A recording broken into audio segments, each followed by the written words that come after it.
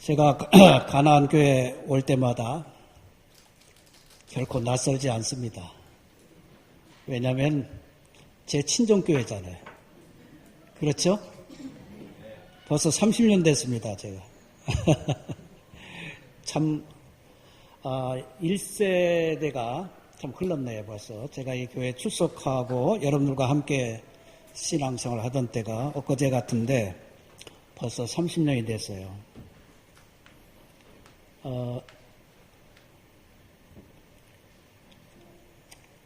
일반적으로 그 선교사에게 이렇게 그 주일 이 공동예배, 대예배를 대개 맡기지 않습니다. 오후 시간이나 밤 예배 시간에 이렇게 보고하면 사실 선교사들도 사실 편하거든요. 그런데 이렇게 예배까지 허락해 주셔서 우리 감사를 드립니다. 예배 오기 전에 이거 황금 연휴가 돼서 젊은 사람들 또 회사 직장 다니는 사람들한테는 아주 그 기쁜 주간이 되겠지만 교회는 슬픈 주간이라고 목사님이 그러시더라고요. 다들 나가셔서. 근데도 여기 이렇게 많이 오셔서 그래도 우리 신앙 고백적인 그런 그 주일을 함께 예배할 수 있도록 하심을 감사를 드립니다. 특별히 오늘 찬양대 항상 우리 가나안 교회 찬양을 들을 때마다 제가 항상 감동을 받습니다. 우리 그 가나안 교회 뭐 여러 가지 자랑거리도 많이 있겠지만 저는 잊지를 못해요. 가나안 교회 찬양단 진짜 잘하세요. 특별히 오늘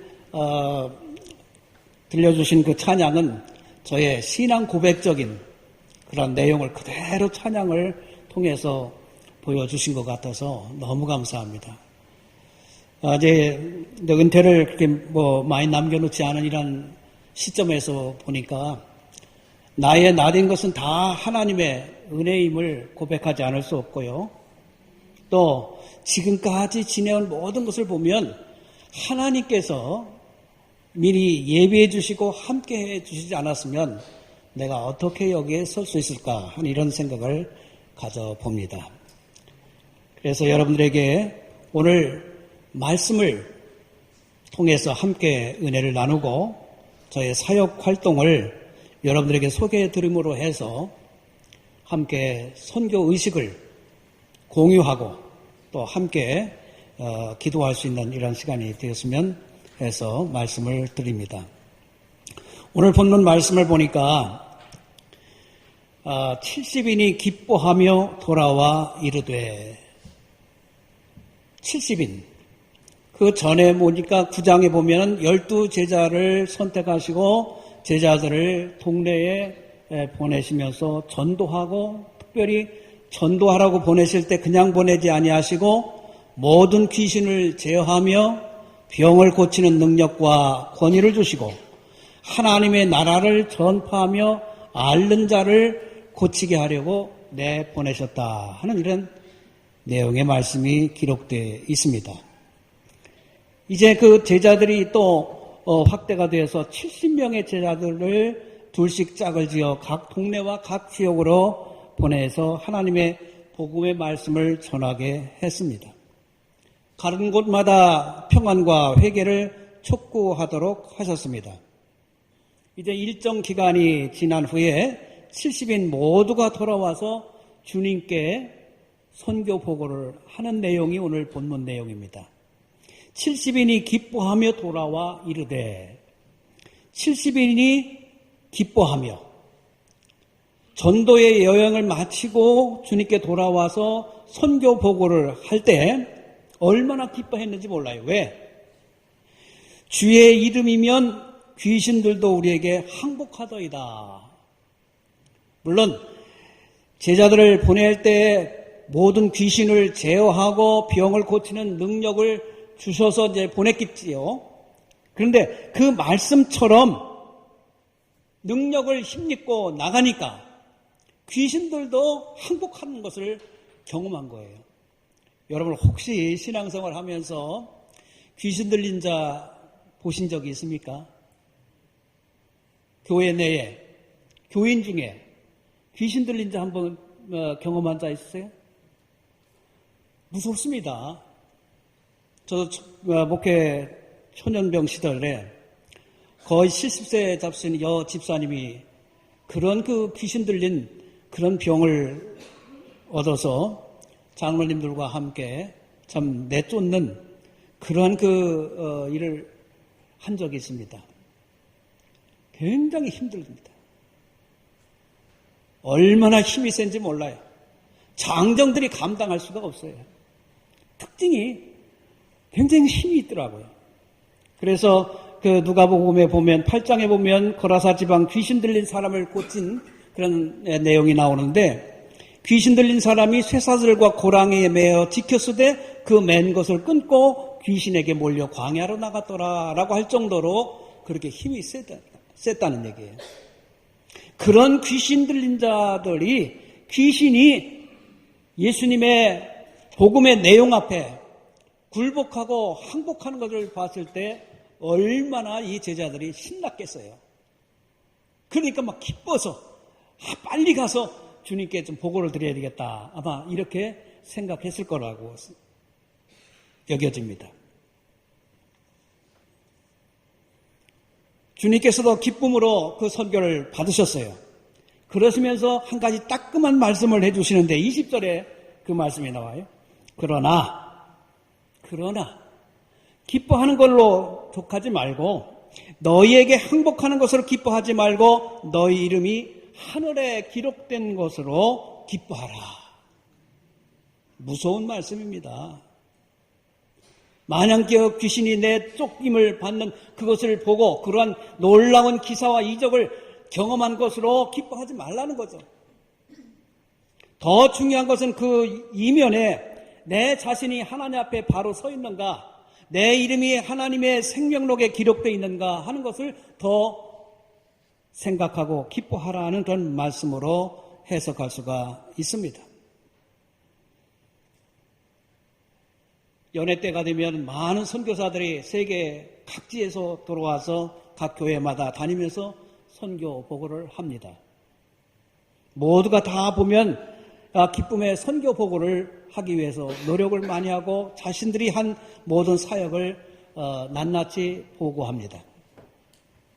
저는 오늘 여기 여러분들에게도 말씀드리는 것은 저 또한 기쁨의 선교 보고가 되었으면 하는 이런 바람으로 여러분들에게 말씀을 전합니다.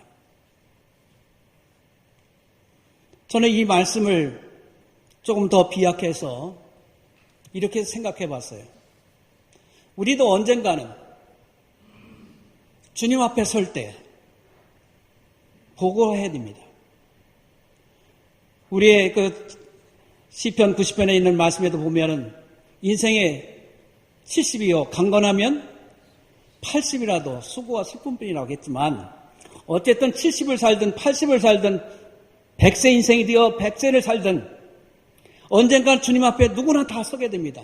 여러분이나 저나 예외 없이 다 주님 앞에 서게 될 때 여러분 우리 선교 보고해야 되지 않겠습니까? 우리의 일생 이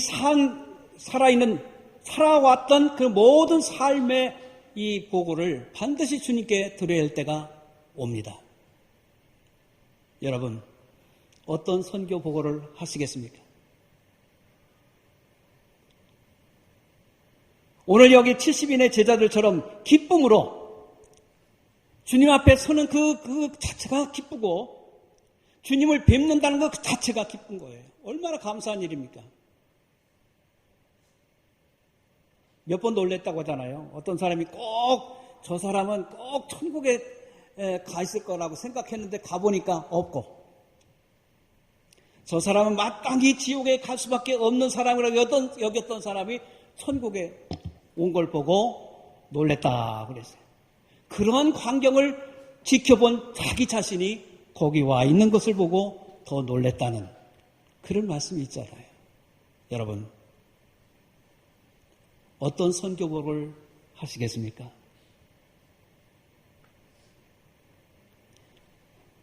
우리가 얼마든지 이 선교보를 할 때에 부풀려서 할 수도 있어요. 아주 좋고 잘한 것만 가지고 선교 보고할 수 있습니다. 얼마든지. 그러나 우리가 주님 앞에서는 부풀릴 수도 없고 뺄 수도 없고 있는 그대로 우리의 모습 그대로 가서 주님 앞에 서서 보고할 날이 온다는 사실입니다. 그렇기 때문에 우리의 생애를 잘 살아야 되겠다고 하는 그런 생각을 가져보면서 다짐해 봅니다. 여러분과 제가 주님 앞에 섰을 때 내가 교회를 몇십 년 다니면서 열심히 집사로서 장로로서 교회를 위해서 교회 발전과 성장을 위해서 헌신하고 봉사하고 선한 일도 많이 하고 전도도 하고 뭣도 하고 다 했다. 쫙 나열합니다. 그런데 중요한 것은 그 모든 여러분들의 선교 보고를 주님께서 다 받으시고 잘했다. 참 잘했다. 얼마나 수고했느냐. 착하고 신실한 종아 하면서 딱 받아주시면 그야말로 그 사람은 합격입니다. 그러나 내가 너를 도무지 알지 못하노라. 내가 누군지 모르겠다. 요즘 성형수술이 하도 발달해가지고 예수님이 모르시는 분들이 굉장히 많대요. 그런 외형적인 것이 아니라 우리의 신앙적인 모든 행적을 가지고 주님 앞에 보고할 때 너 자체를 내가 모른다. 외면당하고 부끄러운 구원을 받아서 내쫓김을 받는다면 그야말로 잘못 산 인생입니다. 너나 할 것 없이 다 주님 앞에 서서 이제 선교 보고할 날이 올 텐데 바라기는 엄숙하게 오직 하나님 앞에서 철저하게 우리의 삶을 그대로 보고할 때 기뻐하면서 보고하는 여러분들 되시길 바라고 기쁨으로 보고받는 우리 주님께서 우리의 모든 일생의 선교 보고를 기뻐 받으실 수 있는 여러분들이 될 때 여러분들은 복받은 인생이 될 줄로 믿습니다. 오늘 말씀 이 정도로 전하고 저의 사역을 소개하도록 하겠습니다.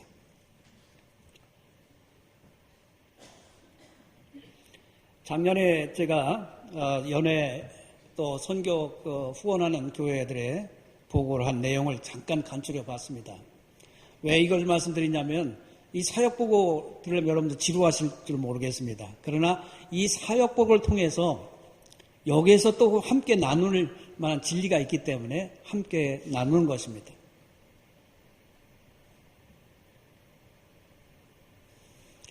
새해 첫 주 예배를 함께 드렸습니다. 제가 사역하고 있는 그런 대상은 태국이 약 6,800만인데 기독교 인구가 1%도 되지 않아요. 0.5%입니다.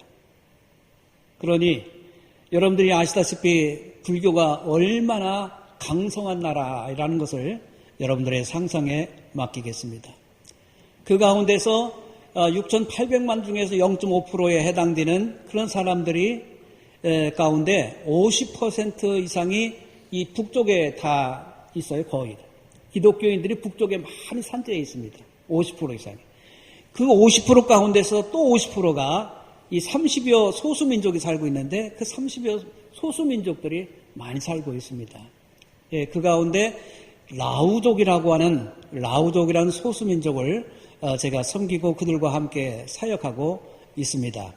이 라우족을 잠깐 여러분들에게 좀 소개해드리면 우리나라 삼국시대 때 나당연합군에 의해서 고구려가 최후로 멸망당하고 이 당나라가 고구려가 멸망하면서 당나라가 이 고구려 유민들을 약 10여만 명을 끌고 중국으로 갔습니다. 그러고서 그렇게 티벳 공원 일대에다가 풀어놓고 1500년 동안을 지내오는 동안에 차츰 남하하면서 이 중국의 남부 또 미얀마, 태국, 라오스, 이 베트남으로 이렇게 흩어져 내려온 그런 민족이 바로 라우족입니다. 그래서 의학적으로도 보면은 그 검사를 해보면 항원이 그 라우족의 그 DNA와 한국인의 DNA가 같은 그 항원이 나온다는 얘기고, 또 모든 그 어순이 같고, 또 모든 풍습이 이들이 옛날 그 풍습을 지금까지 지켜오는데, 또 이 뭐 제기차기를 한다든지 팽이치기를 한다든지 연말리기 한다든지 절구 찢는 거라든지 아이들 없는 모습이라든지 또 뭐 지금도 아빠 엄마 하는 거 보면 그거 좀 결코 예사스러운 일이 아니더라고요.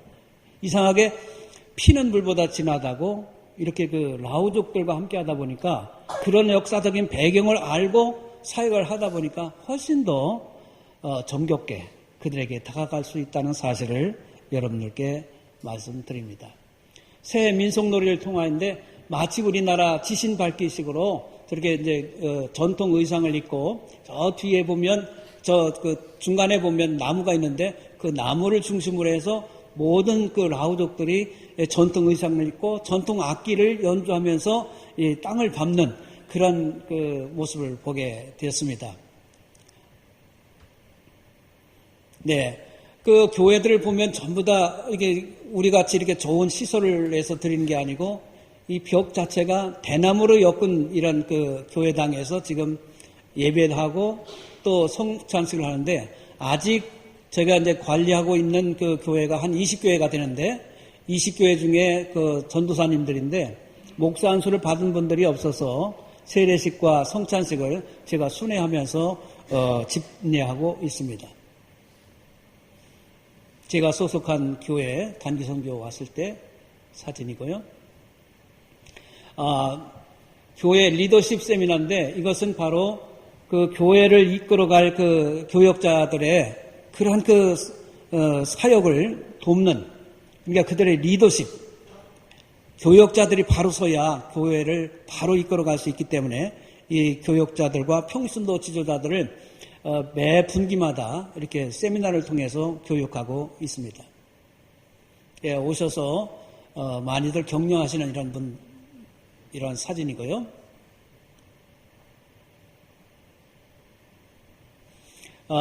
여기도 이제 교회를 지어서 봉헌을 좀 했는데 커뮤니티 센터로 명명을 했습니다.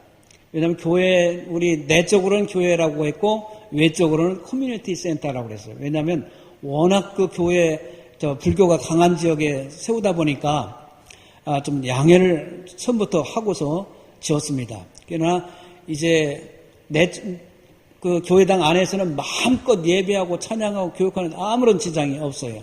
그러나 외적으로는 좀 그런 형식을 취했는데 이렇게 해보니까 마을 지도자들이 봉헌식 때 하는 첫 마디가 앞으로 우리 모든 마을의 회의를 이 커뮤니티 센터에 와서 하겠습니다. 그게 하나의 접점이 돼서 선교의 징검다리가 될 줄로 믿습니다. 네. 여기 그 세례식을 하는 내용이 나오는데, 동남아시아는 이제 전통적으로 우리 그 한국에서 세례 주던 그런 방식과는 조금 다릅니다. 여기서는 물을 이렇게 머리에 뿌리지만 거기에서는 완전히 흐르는 계곡에서 완전히 몸을 완전히 잠그는 이 침례가 돼야 세례받았다고 여깁니다. 그래서 그런 전통을 무시할 수 없어서 그런 전통 아래 침례를 하는데 하여튼 그 굉장히 우리의 내용이, 우리 선교의 내용이 뭐겠어요? 예수님 말씀대로 예수 그리스도의 이름으로 세례를 주는 거 아니에요. 세례를 줘야 그게 온전한 교인을 만드는 거 아니겠어요? 세례. 이 라우족들이 함께 모이면 한 550명에서 한 600명이 모여요. 저희 센터에서 모이는데 그 오곡교회 최영태 목사님과 그 인천 만수교회 성유한 목사님 오셔서 후원해 주시고서 했는데 저 센터 저희가 운영하는 센터인데 그 국악 찬양단들이 와서 함께 그 문화 교류도 하고 있습니다.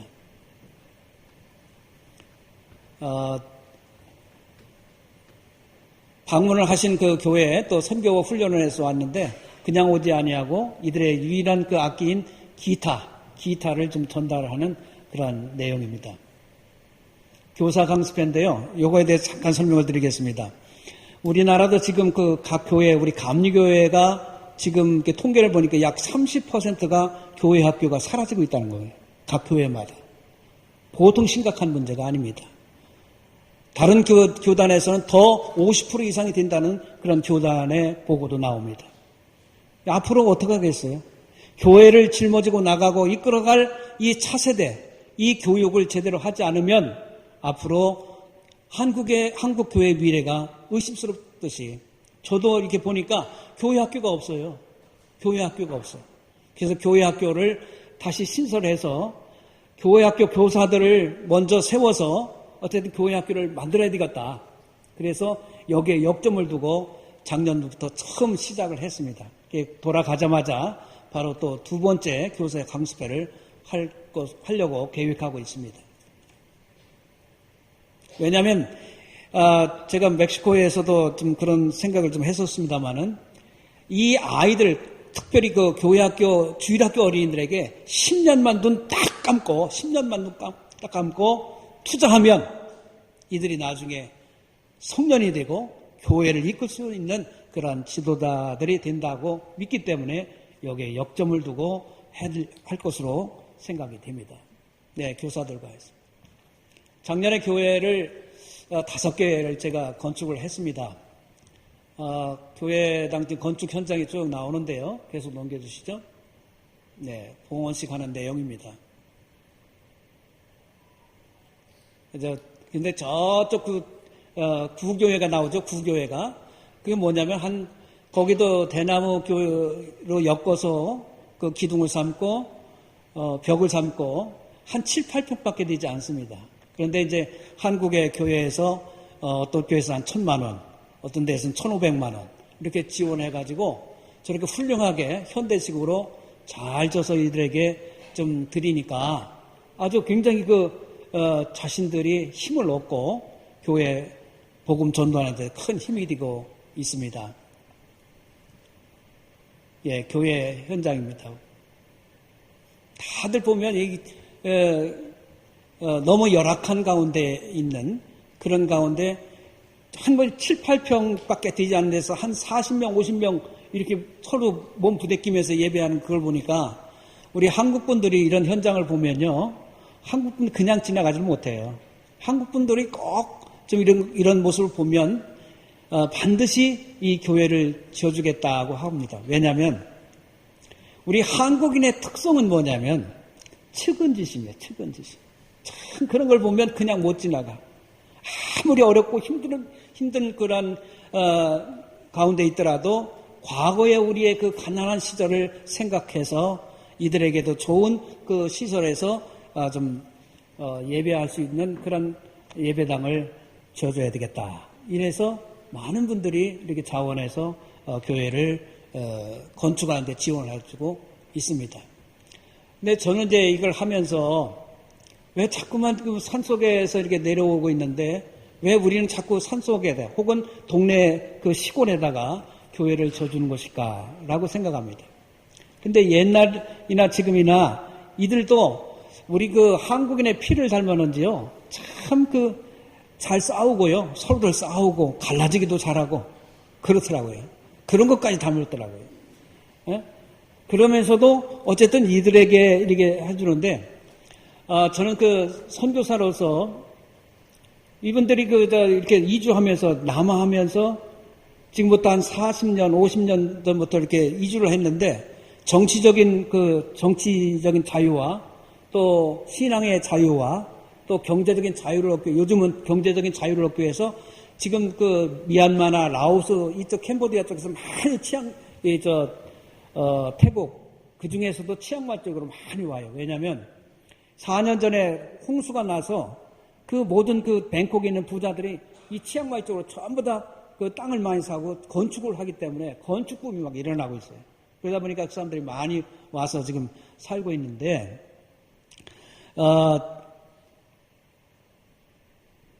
어떤 경우는 이제 산 속에다가 저렇게 이제 교회를 이제 지켜야 되는데, 아니, 지금 자꾸만 도시화되면서 사람들이 자꾸 도시로 내려오는데, 왜 우리는 한국 사람들은 자꾸만 이 교회를 짓는데 산 속에다 줘야 되느냐 하는 이런 그 의구심이 자꾸 생긴 거예요.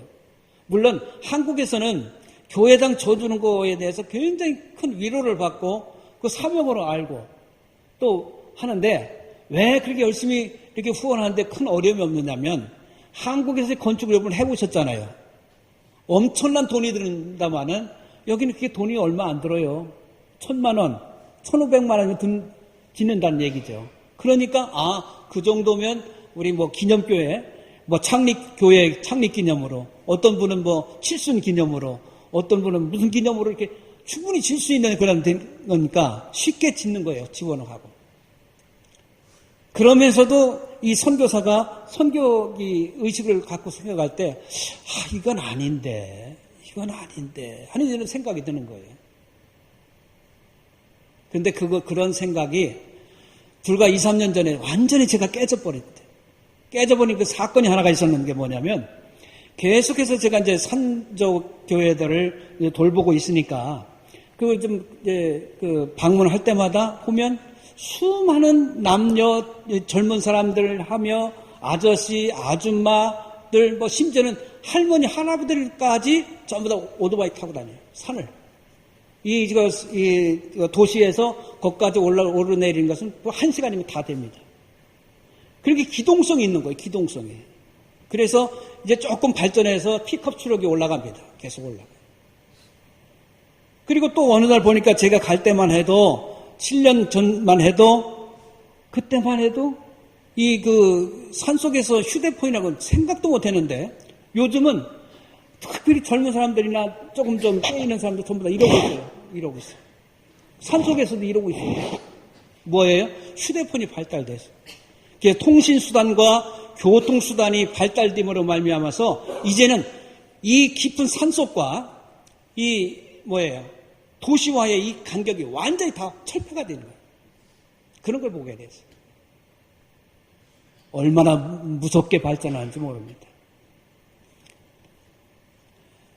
어쨌든 지금 학생들 지금 보면 학생들이 쭉 나오는데, 이 아이들 저희들이 후원을 받아서 지원하는데, 한 학생당 지금 한 달에 한국 돈으로 10,000원을 지원하고 있어요. 10,000원이면 이 아이들이 먹고 자고 학교 왔다 갔다 하는 교통비를 지불하게 됩니다. 놀랍죠? 근데 이들 그거 가지고는 안 돼요. 부모들로부터 받습니다. 부모들로부터 우리 교역자들이 이들을 같이 모여서 이제 먹고 자고 또 가르치는 이런 일에 후원하는 일에 동참하고 있는데, 사실은 얼마 되지 않습니다. 그렇지만 이들이 초등학교에서부터 고등학교까지 이제 사회 진출할 때까지는 거기 머물러야 돼요. 그러니까 얼마나 중요한 시기예요. 그 12년 동안을 이들에게 참 신앙적으로 잘 지도할 수 있는 기회에 이들에게 재정적으로 후원함으로 해서 참 우리가 선교를 하고 후원하면서 실질적으로 이들 미래를, 특히 젊은 사람들, 학생들을 키우다 보니까 바로 이들이 이 라오족들의 미래구나 하는 것을 깨닫고 여기에 역점을 두고 계속해서 저희들이 사역하고 있습니다. 어쨌든 여러 가지 계속 뒤에 이어지는 그런 사진들이 많이 있습니다만은, 오늘 이것으로 선교 보고는 좀 마치고요. 선교는 우리가 하는 게 아닙니다. 언뜻 생각하면 후원하는 교회가 하는 걸로 생각하기 쉽습니다. 선교는 교회가 하는 것이다. 저는 그렇게 생각하지 않습니다. 선교는 성령 하나님이 하시는 사역입니다. 우리는, 제가 누차 말씀드립니다마는, 우리는 선교사는 보냄받은 선교사고 여러분들은 보낸 선교사예요. 다만 보낸 선교사나 보냄받은 선교사나 바로 성령 하나님, 선교의 영이신 성령님의 도구로 쓰임받을 뿐이지 우리가 선교의 주체는 아닙니다. 선교의 주체는 오직 하나님이십니다.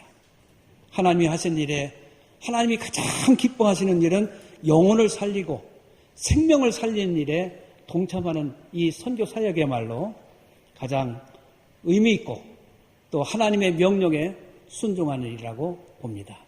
이 일에 여러분과 제가 부름받았고 또 명령을 받았으니까 열심히 순종하면서 살아가는 것 뿐입니다. 바라기는 주님 앞에 설 때 모두가 다 기쁨에 선교 보고할 수 있는 또 칭찬받고 상급받는 우리 가나안교회 모든 성도들이 다 되시기를 주의 이름으로 축원합니다. 기도하겠습니다.